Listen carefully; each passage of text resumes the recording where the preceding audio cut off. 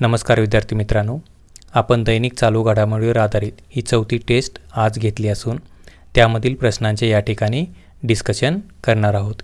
ही taste आपण स्पर्धा मंथन या टेलिग्राम चॅनलवर जाऊन सर्वजण सोडवू शकता। या चॅनलची जी लिंक आहे ती या व्हिडिओच्या डिस्क्रिप्शनमध्ये दिलेली आहे। तर चला आपण या टेस्टमधील पहिला प्रश्न पाहू। जागतिक सेरेब्रल पाल्सी दिन कोणत्या दिवशी साजरा केला जातो? तर याचं बरोबर उत्तर आहे पर्याय क्रमांक 4 6 ऑक्टोबर या दिवशी हा दिवस साजरा केला जातो। हा जो दिवस आहे 2024 ची जी संकल्पना आहे ती आहे #युनिकली CP अशा प्रकारची काय आहे या वर्षीची या दिनाची संकल्पना आहे। हा एक सेरेब्रल पाल्सी हा एक गंभीर स्वरूपाचा आजार आहे। हा आजार असणाऱ्या व्यक्तीला स्नायूवर योग्यरित्या नियंत्रण ठेवणे कठीण जात असतं आणि त्यामुळे शारीरिक त्यांच्या जी हालचाली आहे त्याच्यावर त्यांचा परिणाम होत असतो। त्यानंतर पुढचा प्रश्न पाहू। मॅकआर्थर फेलोशिप खालीलपैकी कोणत्या व्यक्तीला मिळाली आहे? तर याचं बरोबर उत्तर आहे पर्याय क्रमांक 1 शैलजा पाईक। भारतीय वंशाच्या जी शैलजा पाईक आहे यांना ही 7 कोटी रुपयांची ही फेलोशिप मिळालेली आहे। त्या सध्या अमेरिकेतील सिनसिनाटी जी युनिव्हर्सिटी आहे त्यामध्ये प्रोफेसर या पदावर कार्यरत आहेत। त्यांनी आजपर्यंत दलित ज्या महिला आहेत त्यांच्या जीवनशैलीवर अनेक प्रकारेचे संशोधन केलेले आहे आणि त्यावर लिखाणही केलेलं आहे। त्यानंतर पुढचा प्रश्न पाहू। 98व्या अखिल भारतीय मराठी साहित्य संमेलनाच्या अध्यक्षपदी कोणाची निवड करण्यात आली आहे? तर याचं बरोबर उत्तर आहे पर्याय क्रमांक 2 डॉक्टर तारा भवाळकर यांची या संमेलनाच्या अध्यक्षपदी निवड करण्यात आलेली आहे। हे जे संमेलन आहे 98 दिल्ली या ठिकाणी संमेलन होणार आहे। ते कधी होणार आहे? फेब्रुवारी 2025 मध्ये हे संमेलन होणार आहे। यापूर्वी 1954 मध्ये दिल्ली येथे काय झालं होतं, हे संमेलन पार पडलं होतं। त्या संमेलनाचे जे अध्यक्ष होते ते लक्ष्मण शास्त्री जोशी हे त्या संमेलनाचे त्यावेळेचे अध्यक्ष होते। आणि या ठिकाणी पर्याय क्रमांकमध्ये 1 जो आहे ते उषा तांबे जे पर्याय आहेत त्या जे आहेत ते अखिल भारतीय मराठी साहित्य महामंडळ जे आहेत त्याच्या विद्यमान त्या अध्यक्ष आहेत। त्यांनीच काय केलेलं आहे, या संमेलनाच्या अध्यक्षाची काय केलेली आहे, जी निवड झालेली आहे त्याची घोषणा केलेली आहे।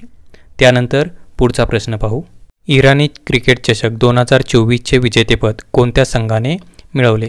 तर याचं बरोबर उत्तर आहे पर्याय क्रमांक 1 मुंबई या संघानं या स्पर्धेचं विजेतेपद मिळवलेलं आहे। हे जे विजेतेपद मिळवलेलं आहे त्या मुंबई संघानं जवळपास 27 वर्षानंतर या स्पर्धेचं विजेतेपद मिळवलेलं आहे। मुंबई या संघानं आत्तापर्यंत ही जी स्पर्धा आहे ती 15 वेळा जिंकलेली आहे। ही जी स्पर्धा आत्ता झालेली आहे नुकतीच 2024ची, या स्पर्धेमध्ये या संघाचं मुंबई या संघाचं कर्णधारपद जी होतं ती अजिंक्य रहाणेकडे होतं आणि या स्पर्धेमधील उपविजेता जो संघ आहे तो शेष भारत हा ठरलेला आहे। त्यानंतर पुढचा प्रश्न पाहू। भारतातील कोणत्या राष्ट्रीय उद्यानामध्ये पिग्मी हॉग्स सोडण्यात आले? तर याचं बरोबर उत्तर आहे पर्याय क्रमांक 4 मानस राष्ट्रीय उद्यान। हे जे मानस राष्ट्रीय उद्यान आहे ते आसाम या राज्यामध्ये आहे। पिग्मी हॉग्स ही जी आहे ती जगातील सर्वात लहान आणि दुर्मिळ अशा वन्य डुकरांची प्रजाती आहे आणि या ठिकाणी पर्याय क्रमांकमध्ये जे 1 ताडोबा राष्ट्रीय उद्यान जे दिलेलं आहे ते महाराष्ट्रातील पहिलं राष्ट्रीय उद्यान आहे, ज्याची स्थापना 1955 या वर्षी झाली होती। हे ठिकाण जे आहे ते चंद्रपूर या जिल्ह्यामध्ये येतं। त्यानंतर नवेगाव बांध राष्ट्रीय उद्यान जे आहे ते गोंदिया या जिल्ह्यामध्ये असून त्याची जी स्थापना आहे ती 1972 या वर्षी झालेली होती। त्यानंतर हे पर्याय क्रमांक 3 मधलं जे राष्ट्रीय उद्यान आहे पंडित जवाहरलाल नेहरू याची जी स्थापना आहे ती 1983 या वर्षी झाली होती आणि हे महाराष्ट्रामधील सर्वात लहान असं राष्ट्रीय उद्यान आहे। त्यानंतर पुढचा प्रश्न पाहू। जागतिक कापूस दिन कोणत्या दिवशी साजरा केला जातो? तर याचं बरोबर उत्तर आहे पर्याय क्रमांक 4 7 ऑक्टोबर या दिवशी जागतिक कापूस दिन साजरा केला जातो। या ठिकाणी या कापूस दिनानिमित्त आपण पाहू की जगातील सर्वाधिक कापसाचे उत्पादन घेणारे देश कोणते कोणते आहेत. त्यामध्ये पहिला जो क्रमांक आहे तो क्रमांक लागतो भारत या देशाचा. यामध्ये भारत प्रथम स्थानी असून दुसऱ्या स्थानी चीन आहे. त्यानंतर तिसऱ्या स्थानी अमेरिका देश आहे.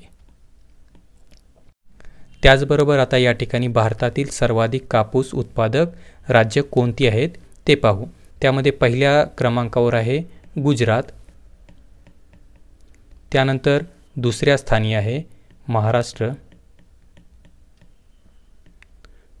तिसऱ्या स्थानी आहे तेलंगणा. त्याचबरोबर आपण महाराष्ट्राचा जर विचार केला तर विदर्भातील यवतमाळ जो जिल्हा आहे तो सर्वाधिक कापूस उत्पादन घेणारा जिल्हा म्हणून ओळखला जातो आणि या जिल्ह्यालाच काय म्हटलं जातं, पांढरे सोने पिकवणारा जिल्हा म्हणूनही ओळखलं जातं. त्यानंतर पुढचा प्रश्न पाहू.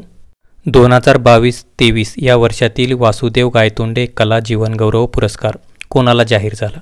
तर याचं बरोबर उत्तर आहे पर्याय क्रमांक 1 लक्ष्मण श्रेष्ठ यांना हा पुरस्कार जाहीर झालेला आहे.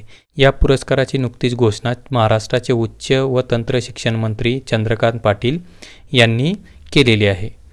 हा जो पुरस्कार आहे तो दृश्य कलेच्या क्षेत्रात योगदान देणाऱ्या जी व्यक्ती आहेत म्हणजे ज्येष्ठ कलाकार जी आहेत यामधील त्यांना महाराष्ट्र राज्य शासनाकडून हा पुरस्कार देऊन सन्मानित केलं जातं. त्यानंतर पुढचा प्रश्न पाहू. सन 2024मध्ये आंतरराष्ट्रीय विज्ञान महोत्सवाचे आयोजन कोणत्या ठिकाणी करण्यात येणार आहे. तर याचं बरोबर उत्तर आहे पर्याय क्रमांक 2 गुवाहाटी, जे हे ठिकाण आसाम या राज्यामध्ये आहे. त्यानंतर पुढचा प्रश्न पाहू. केंद्रीय गृहमंत्री अमित शहा यांनी कोणत्या ठिकाणी हायटेक पोलीस मुख्यालयाचे उद्घाटन केले. तर याचं बरोबर उत्तर आहे पर्याय क्रमांक 1 अहमदाबाद या ठिकाणी हायटेक पोलीस मुख्यालयाचे त्यांनी उद्घाटन केलेलं आहे. त्यानंतर पुढचा प्रश्न पाहू. भारतातील पहिला सुपर कॅपॅसिटर प्लांट कोणत्या ठिकाणी उभारण्यात आला आहे. तर याचं बरोबर उत्तर आहे पर्याय क्रमांक 2 कुन्नूर या ठिकाणी काय झालेला आहे, भारतातील पहिला सुपर कॅपॅसिटर प्लांट जो आहे तो उभारण्यात आलेला आहे. हे जे ठिकाण आहे ते केरळ या राज्यामध्ये आहे. केरळचे जे मुख्यमंत्री आहेत पिनाई विजयन यांनी काय केलेलं आहे, या प्लांटचं नुकतंच उद्घाटन केलेलं आहे. या दैनिक चालू घडामोडीवर आधारित टेस्ट सिरीजमध्ये जर आपल्याला सहभागी व्हायचं असेल तर आपण स्पर्धा मंथन जो आपला टेलिग्राम चॅनल आहे तो जॉईन करून घेऊ शकता. त्याचबरोबर जे आपलं हे यूट्यूब चॅनल आहे त्यालाही सबस्क्राईब करा. धन्यवाद.